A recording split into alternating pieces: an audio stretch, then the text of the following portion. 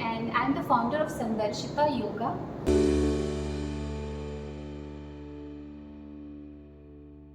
Let's talk about योग today. योग क्या है? योग का संस्कृत का जो मीनिंग है वो है जोड़ना. हम किसको किससे जोड़ रहे हैं? तो योग में अगर हम स्पिरिचुअल अपने स्क्रिप्चर्स पे जाएंगे तो योग का मतलब है कि इस जीवात्मा को परमात्मा से जोड़ना. और जो हम लोगों को समझ में नहीं आता कि क्या जीवात्मा क्या परमात्मा, योग तो सिर्फ आसनास ही है, तो हमें आसन ही तो करने हैं, एक्सरसाइज ही तो करनी है. लेकिन योग का मतलब है कि जो हम इस अपने शरीर को एक लिमिटेड शरीर को समझते हैं वो लिमिटेशन से अनलिमिटेड परमात्मा तक जाना. अब हम इसको इस तरीके से समझेंगे. ह्यूमन एग्जिस्टेंस 7 लेयर पे एग्जिस्ट करता है. बॉडी, ये फिजिकल बॉडी, ब्रेथ, श्वास, मन, बुद्धि, चित्त और अहंकार. मन का मतलब ये जो हमारे थॉट्स चलते हैं. बुद्धि मतलब क्या सही है और क्या गलत है हमारे लिए. चित्त का मतलब मेमोरी, जो इम्प्रेशंस हमने जितने भी जीवन जिए हैं, जितने भी पास्ट लाइव्स हैं और जितने भी इस लाइफ में हमने जितनी मूवीज़ देखी हैं, जितने अनुभव लिए हैं, वो सारे चित्त में हमारी मेमोरी में स्टोर होते हैं. अहंकार, अहंकार का मतलब आइडेंटिफिकेशन, मैं हूँ, वो अहंकार है. अब मैं क्या हूँ? तो हम सब लोग अपने आप को किस चीज़ से आइडेंटिफाई करते हैं? हम सोचते हैं हम ये बॉडी है, हम सोचते हैं हम ये श्वास है, हम सोचते हैं हम ये मन है, हम ये बुद्धि है, ये चित्त है. तो जब इस अहंकार को हम इस लेयर से हट के जब हम आत्म में स्थित करते हैं, जो एब्सोल्यूट नेचर है, जो अनलिमिटेड है, वो पर्पस है योग का. अब हम जब आसना करते हैं तो हम इस शरीर के बंधन से मुक्त होते हैं. हमें पता चलता है कि अच्छा हम ये आसन नहीं कर पा रहे थे लेकिन अब हम प्रैक्टिस से कर पा रहे हैं. इसका मतलब आसन करने से हम अपने शरीर पे भी कंट्रोल कर सकते हैं, हम अपनी बीमारियों पे कंट्रोल कर सकते हैं. ब्रेथ, हम अपनी ब्रेथ पे कंट्रोल कर सकते हैं, विच इज़ प्राणायाम. तो हम पहली लेयर शरीर पे हम आसन से कंट्रोल करते हैं. दूसरी लेयर ब्रेथ, श्वास पर हम प्राणायाम से कंट्रोल करते हैं. मन, मन को कैसे कंट्रोल करेंगे? मन को कंट्रोल करने के लिए हम ध्यान करते हैं. चित्त, चित्त को कैसे कंट्रोल करेंगे? चित्त में इतने इम्प्रेशंस हैं, इतने इम्प्रेशंस हैं हमारे चित्त में, कैसे कंट्रोल करेंगे? उसके लिए होता है चैंटिंग. चैंटिंग से हम अपने मन को साफ करते हैं, उसके जितने इम्प्रेशंस हैं उनको धुलते हैं. सिर्फ एक ही नाम उस पर जपते हैं, तो उसको हम बोलते हैं जप योग. तो उससे हम अपने चित्त को साफ करते हैं. मन, बुद्धि, बुद्धि को हम कैसे, मन के बाद बुद्धि आता है, बुद्धि को हम कैसे कंट्रोल करेंगे? बुद्धि कहती है कि मेरे लिए सही है, ये गलत है. लेकिन यहाँ पे कुछ ऐसी चीज़ें हैं जो बुद्धि से भी ऊपर हैं. हम ईश्वर को बुद्धि से नहीं डिफाइन कर सकते, तो बुद्धि से हम ईश्वर को अनुभव भी नहीं कर सकते. लेकिन बुद्धि का हम प्रयोग कर सकते हैं जानने के लिए कि इस संसार का रियल नेचर क्या है, हमारा रियल नेचर क्या है, सबका रियल नेचर क्या है, ईश्वर क्या है. तो वहाँ पे आता है ज्ञान योग. जब हम ज्ञान योग, जब हम स्क्रिप्चर्स पढ़ते हैं तो वो भी एक प्रकार का योग है. हमने शरीर को आसन से साधा, श्वास को हमने प्राणायाम से साधा, मन को हमने ध्यान से साधा, बुद्धि को हमने स्क्रिप्चर स्टडीज से साधा, चित्त को हमने चैंटिंग जप योग से साधा, और अहंकार को कैसे साधेंगे? भक्ति योग से. तो वो भी एक योग है, क्योंकि जब हम अपने आप को पूरा सरेंडर करते हैं, हम कुछ है ही नहीं, वहीं पे हमारा अहंकार खत्म हो जाता है, तो वहाँ पे भक्ति योग आता है. और जब हम इन सारी लेयर्स से मुक्त हो जाते हैं तो हम इस लिमिटेड अंडरस्टैंडिंग से मुक्त हो जाते हैं कि हम सिर्फ ये मन, बुद्धि, चित्त, अहंकार नहीं है, हम इसके बियॉन्ड वो परमात्मा है. तो योग का पर्पस वही है. अब योग सिर्फ आसनास नहीं है, योग प्राणायाम भी है, योग स्क्रिप्चर स्टडीज भी है, योग चैंटिंग भी है और योग भक्ति योग भी है. और योग से क्या होता है, जितना हमारा स्कैटर्ड माइंड है, 10 जगह बिखरा हुआ है, उसको हम इकट्ठा करके अपने सेल्फ में स्टैब्लिश कर सकते हैं. शरीर जो बीमारियों से भरा हुआ है उसको हम प्रैक्टिस करके शरीर को खुद हील करने का मौका दे सकते हैं, आसनास करके, प्राणायाम करके, ध्यान करके. यही योग का असली पर्पस है और मीनिंग है कि हम इस लिमिटेड आइडेंटिफिकेशन से निकल के अपनी अनलिमिटेड आइडेंटिफिकेशन को जाने और हम इस जीवात्मा के अंदर जो बैठा परमात्मा है उससे हमारा कनेक्शन स्ट्रांग होता जाए और उसका रिफ्लेक्शन हमारी लाइफ में बढ़ता जाए. आज के स्ट्रेसफुल सिचुएशन में जहाँ पे हर व्यक्ति स्ट्रेस से डील कर रहा है, प्रेशर से डील कर रहा है, एंग्जाइटी और डिप्रेशन से डील कर रहा है, है, वहाँ पे योग को हम कैसे अप्लाई कर सकते हैं और कैसे उसका बेनिफिट ले सकते हैं, इसको हम थोड़ा साइंटिफिकली समझेंगे। अब साइंटिफिकली समझने के लिए हमें सबसे पहले समझना पड़ेगा कि हमारे बॉडी के डिफरेंट कितने कैविटीज़ होते हैं। हमारे सबसे पहले एक डॉर्सल कैविटी होता है जिसमें हमारा ब्रेन होता है और हमारा spinal is also part of dorsal cavity.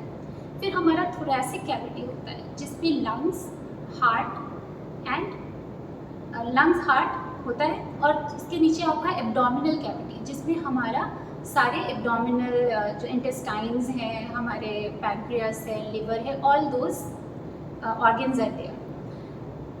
Thoracic cavity और एब्डोमिनल कैविटी को सेपरेट करने के लिए यहाँ पे एक मसल होती है जिसको हम बोलते हैं डायाफ्राम मसल। आप ये नोटिस करें कि डायाफ्राम मसल के ऊपर जितने ऑर्गन्स हैं, हार्ट, लंग्स एंड ब्रेन, अगर इनको फ्यू सेकेंड्स के लिए, फ्यू मिनट्स के लिए बंद कर दिया जाए तो ये तुरंत हमारी जान ली जा सकती है, हमारी जान जा सकती है। तो जो हमारा सिंपैथेटिक नर्वस सिस्टम है वो हमारा अपर बॉडी पे काम करता है, जो फाइट एंड फ्लाइट मोड में काम करता है और जो एक्चुअली स्ट्रेस का सबसे बड़ा रीज़न है। जो हमारा लोअर बॉडी सिस्टम है वो पैरासिम्पैथेटिक सिस्टम है, जो रेस्ट, रिलैक्सेशन, डाइजेशन पे काम करता है। तो जब हम कोई भी चेस्ट ब्रीदिंग करते हैं तो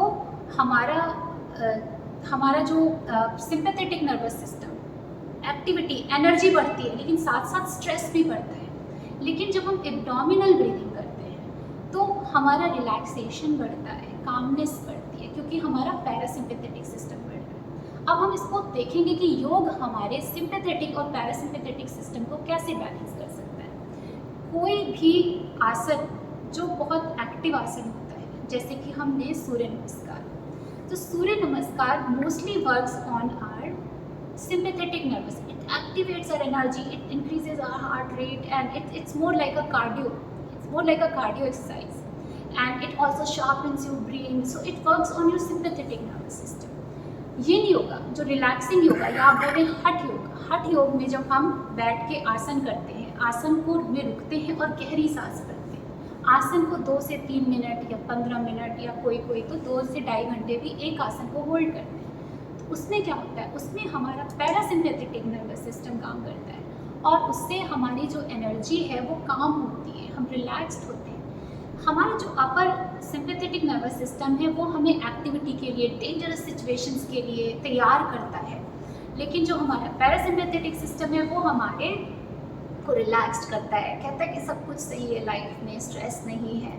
तो यूजुअली हम क्या करते हैं, हमारे दिमाग में जो स्ट्रेस होता है तो हम यूजुअली चेस्ट ब्रीदिंग करते हैं। चेस्ट ब्रीदिंग से क्या होता है, ठीक है हमारा ये वाला सिस्टम काम तो कर रहा है, लेकिन हमें ज़रूरत नहीं है वहाँ पे भी काम करे, जहाँ हमें स्ट्रेस लेना ही नहीं है वहाँ पे भी काम करें। कोई शेड नहीं है सामने, लेकिन कोई फाइट नहीं करनी, लेकिन स्टिल वी आर स्ट्रेस्ड, क्योंकि हमारे माइंड में जो शेड बैठा है उसको हम कैसे बैलेंस करें।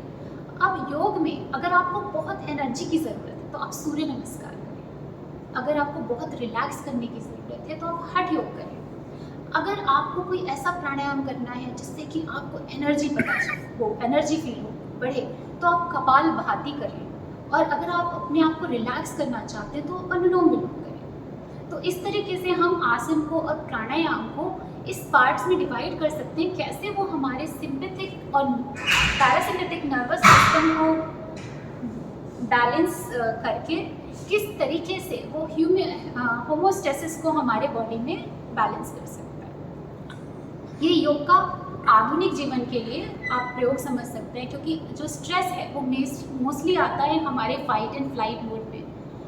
स्ट्रेस लेने से हम जो अपने शरीर में अपने सिंपैथेटिक सिस्टम को हमेशा एक्टिवेट रखते हैं। तो मैं तो बोलूँगी कि अभी आज के ज़माने में सबसे ज़्यादा इम्पॉर्टेंट है कि हम हठ योग करें। हठ योग का मतलब है होल्डिंग द आसना, हठा का संस्कृत मतलब है आसन को होल्ड करना। तो जब हम किसी सिंपल आसन में भी बैठे उसमें भी हम अगर अपने ध्यान को लगाएं और गहरी सांस करें और उसमें कुछ देर रुकें तो उस आसन का बेनिफिट मिलेगा हमें, हमारा शरीर और मन दोनों रिलैक्स हो। अगर हम बहुत लेथार्जिक फील करते हैं, लेज़ी फील करते हैं, तो सूर्य नमस्कार करें। सूर्य नमस्कार आपको एक्टिविटी से भर देगा। अगर आप बहुत डिप्रेस्ड फील करते हैं, आपका मन कहीं नहीं लगता है, तो शुरू करें कपाल भाती से, जिससे आपकी एनर्जी बढ़ेगी। और उसके बाद अगर आपके मन में बहुत चंचलता है, आप कहीं टिकता ही नहीं है मन, तो अनुलोम विलोम करें। तो इस तरीके से हम योग को एक साइंटिफिक तरीके से अलग अलग प्रॉब्लम्स के लिए अप्लाई कर सकते हैं। योग के साथ हमें अपनी डाइट का भी ख्याल रखना है। अब डाइट हम कैसे समझें? एक बहुत ही सिंपल तरीका है डाइट को समझने का। इस शरीर को अन्नमया कोश बोला जाता है। हमारे शरीर में 5 लेयर हैं। सबसे जो पहली जो ग्रॉस लेयर है, जो फिजिकल लेयर है, उसको हम बोलते हैं अन्नमया कोश। क्यों बोलते हैं अन्नमया कोश? क्योंकि ये अन्न से बना है। यहाँ पे अन्न का मतलब वो गेहूँ चावल नहीं है। यहाँ पे अन्न का मतलब है इस शरीर को आप जो फीड करोगे ना, ये वही बनेगा।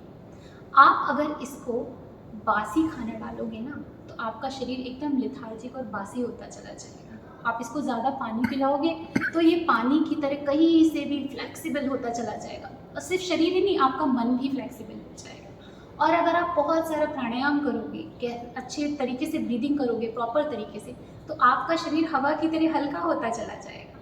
तो सेल्फिश हो जाएं अपने खाने को लेके। जब आप खाना देखें तो देखें ये खाना कहाँ से, कैसे, इसके अंदर क्या इमोशन है, इसके अंदर क्या न्यूट्रिशन है। सिर्फ न्यूट्रिशन ही नहीं, इमोशन भी देखना है। किसने पकाया है, किस मन से पकाया है, बासी है या नहीं है, कितना वाटर कंटेंट है, ये सब देख के आप खाना खाएंगे ना, तभी आपकी हेल्थ इंप्रूव करेगी। तो योग में हम इस चीज़ का भी ध्यान देते हैं। हम इसको अहिंसा कह देते हैं कि ये अहिंसा है, हमें किसी को मारना नहीं चाहिए। लेकिन उससे भी ज़्यादा मैं ये बोलूँगी, लेट्स बी सेल्फिश। हम अपनी बॉडी में क्या डाल रहे हैं, हम अपने दिमाग में क्या डाल रहे हैं, everything matters for our health. बहुत सारे लोग सोचते हैं कि योग सिर्फ बूढ़े लोगों के लिए है, ठीक है, लेकिन और जिम जो है वो सिर्फ यूथ के लिए है। जब हम जिम में जाते हैं तो हम एक्सरसाइज करते हैं। Sometimes we do exercise without any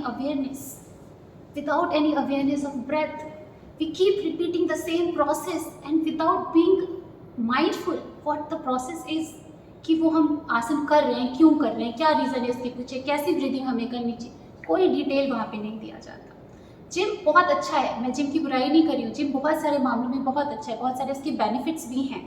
and योग से क्या होता है कि सिर्फ आपकी बॉडी ही नहीं, आपका माइंड भी रिलैक्स होता है। जब आप जिम में जाते हो, आप कुछ एक्सरसाइज करते हो, बहुत फास्ट करते हो, आप ब्रीदिंग नहीं कर रहे हो, तो क्या होता है, आपकी जो लैक्टिक एसिड आपकी बॉडी में इकट्ठा होता है, दैट इज़ नॉट ब्रोकन, वो ब्रेक नहीं होता और वो आपको क्रैम्स और इस तरह की चीज़ें दे सकता है।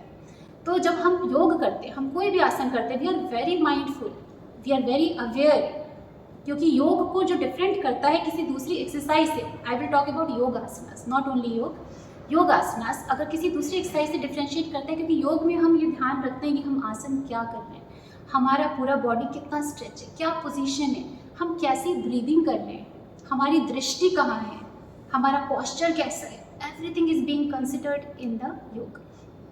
और जैसे यूथ के लिए भी योग बहुत इंपॉर्टेंट, क्योंकि आजकल आप यूथ को देखेंगे तो अगर हम बच्चों को देखें तो वो तो बैग की वजह से उनकी कमर एकदम टूटी जा रही है बैग की वजह से।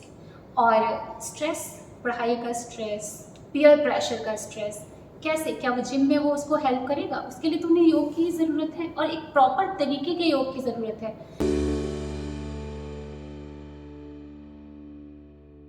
So you can find the details about Sandarshita Yoga on my Instagram handle sandarshita.wellness, and also we have a website sandarshita.com. We have a yoga studio in Sigma 4, so we also do offline and online classes and workshops.